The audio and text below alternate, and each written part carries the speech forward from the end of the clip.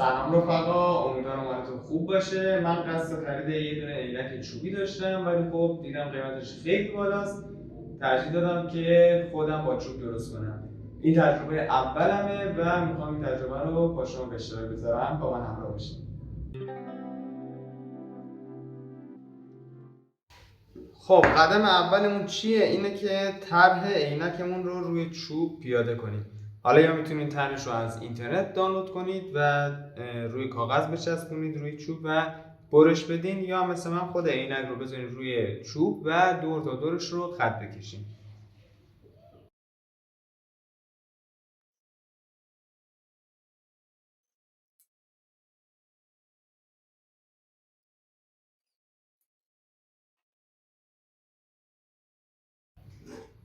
خب این طرح خود عینکمونه که باید اینو برش بدیم. حالا به چند صورت میشه برش بدیم، یا میشه با عمود برش بدیم، یا میشه با اره فلکه برش بدیم. من چون ندارم اره فلکه، با عمود بر این رو برش میدم.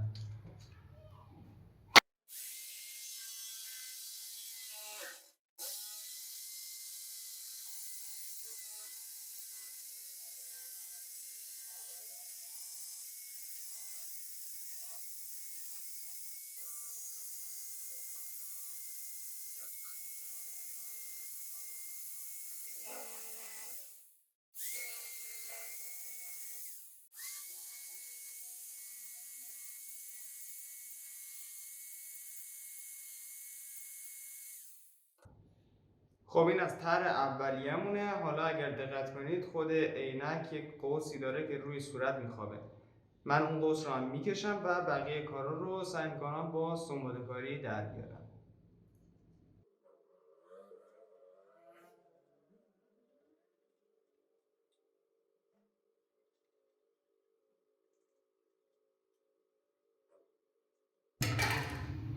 خب این قسمت شیشه هم هست که باید این قسمت خالی بشه. من این قسمت ها رو هم خالی میکنم و بعدش میریم سراغ شکل دادن به خود عینک. رفقا یه نکته‌ای که میخوام بهتون بگم اینه که من از لحظه‌ای که ساخت یک ویدیو رو میخوام شروع بکنم، از تولید محتواش، اینکه چی براتون درست کنم، تا اینکه برم کارگاه و براتون اون کار رو درست کنم، ازش ویدیو ضبط کنم، آزمون و خطا کنم و خب در نهایت برسیم به قسمت ادیت کردن ویدیوش، همه رو فقط خودم انجام میدم. هیچ منتی نیست. ولی میخوام بدونی همین ویدئویی که داری تماشا میکنی از 40 تا ویدئوی مختلف درست شده. من قسمتایی که باید ببینی رو ادیت کردم و کنار هم قرار دادم. برای همین لایک کردن این ویدیو باعث میشه که این ویدیو بیشتر دیده بشه. از طرفی به من خیلی انرژی و انگیزه میدی با این کارت. اینکه برام نظرت رو راجع به این ویدیو یا راجع به محتوای کانال برام بنویسی، خیلی انرژی میگیرم. و همینطور اگر کانالم رو سابسکرایب کنی و از کانالم حمایت کنی، خب انرژی خیلی زیادی بهم میدی. خب اینم از خالی کردن داخلش دیگه. از این به بعدش رو با فرز مینیاتوری کار میکنم، چون هم کار ظریف‌تریه. اگه یک ذره از خط بزنم بیرون دیگه کامل عینک هم خراب میشه.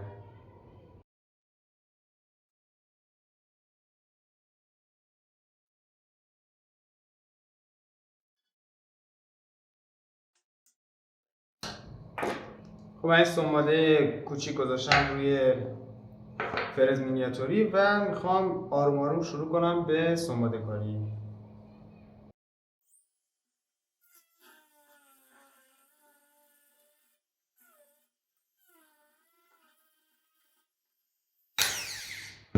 و یه چیز خیلی مهم، حتما ماسک بزنید، چون کار با فرز مینیاتوری یا هر سنباده کاری اصلا تو محیط کارگاه بهتره که ماسک حتما داشته باشید که گرد و مخصوصا گرد چوب داخل ریتون نره که به شدت اذیت کنه و ضرر داره.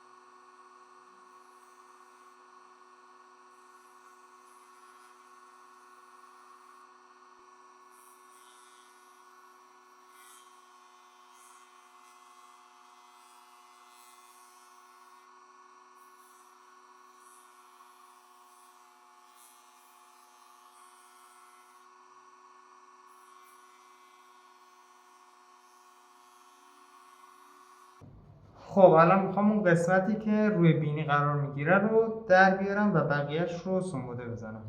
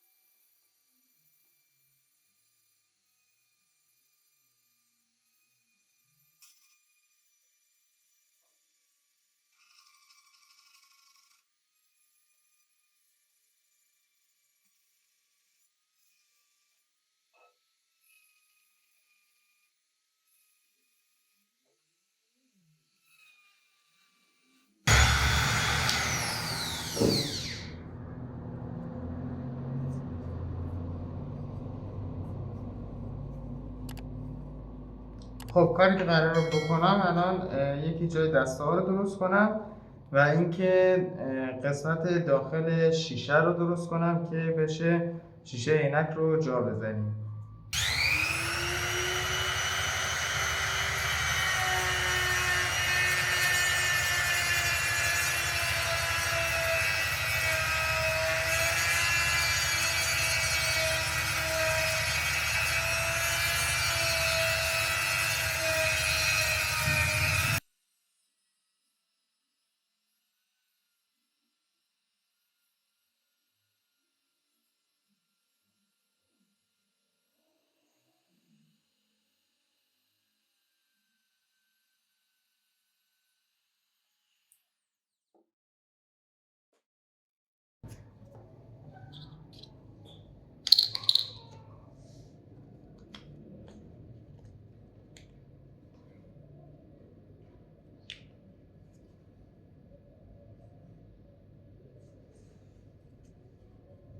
یه ذره دیگه اینجا رو من سنباده بزنم این شیشه کاملا این داخل جا میشه.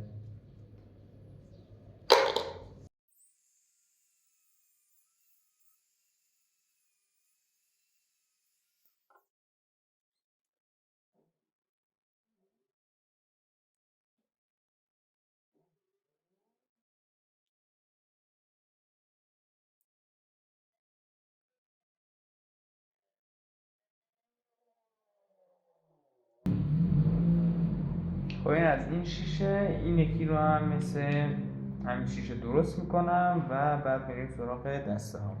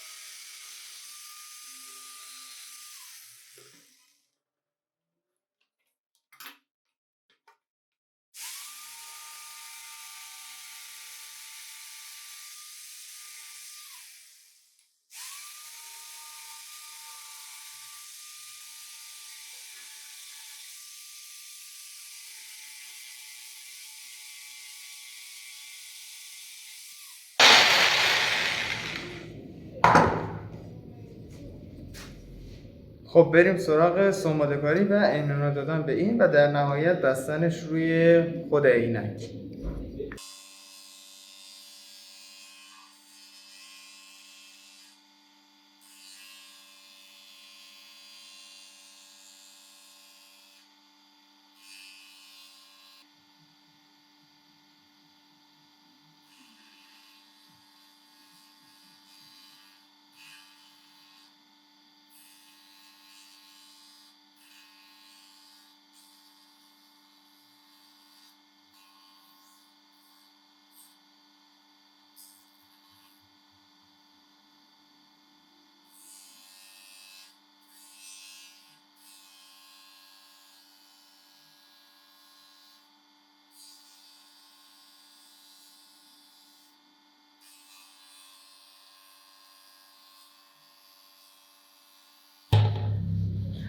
خب اینم از دسته ها که سنباده اولیه‌اش رو زدم و میخوام سنباده نهاییش هم با فرز مشتی بزنم، فرز مینیاتوری بزنم و در نهایت هم بریم جای پیچا رو در بیاریم و وصل کنیم روی خود عینک.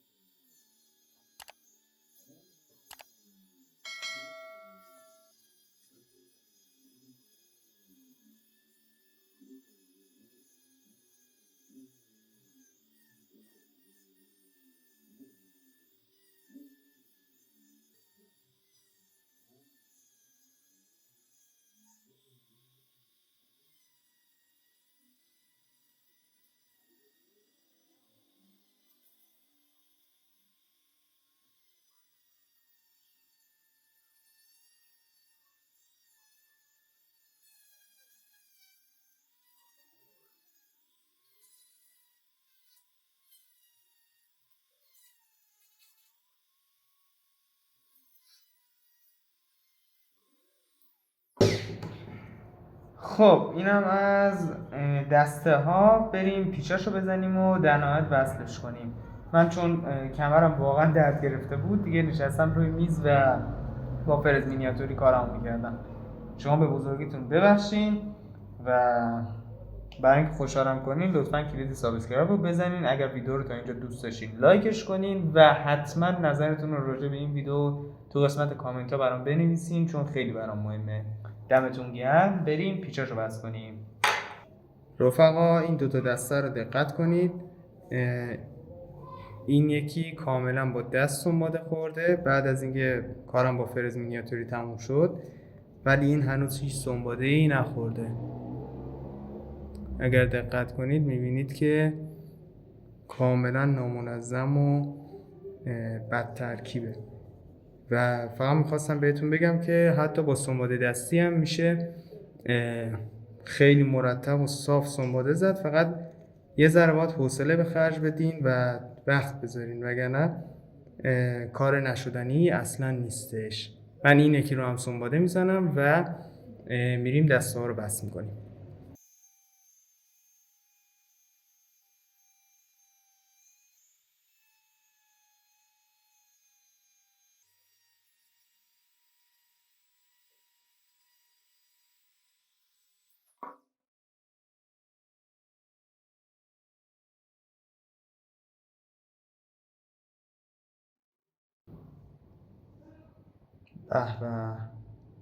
برای اینکه ویدیو طولانی نشه من دسته این طرفی رو دقیقاً به همین صورت درست میکنم و میام ادامه مرتب کردن و جا زدن شیشه و در نهایت میذارم روی چشمم تا ببینیدش.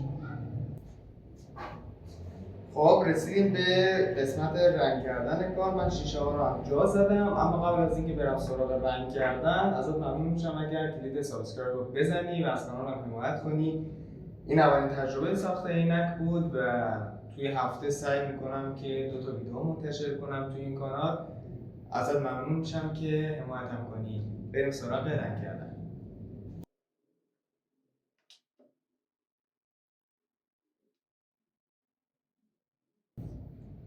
من دسته‌هاشو میخوام فقط روغن بزنم ولی خود عینک رو میخوام قهوه‌ای کنم.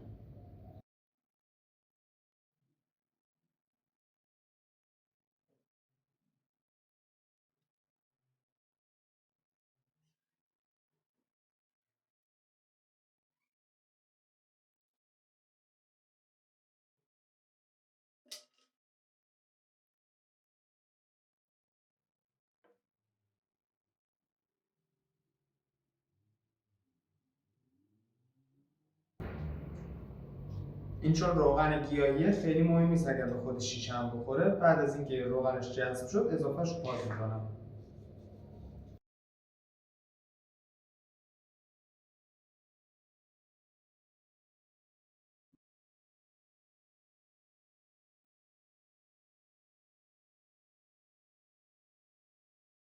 خب من 10 دقیقه تا یه رو اجازه میدم که روغنش جذب بشه و اضافه روغن رو پاک میکنم، پیچای دست‌ها رو میبندم و میام برای تستش.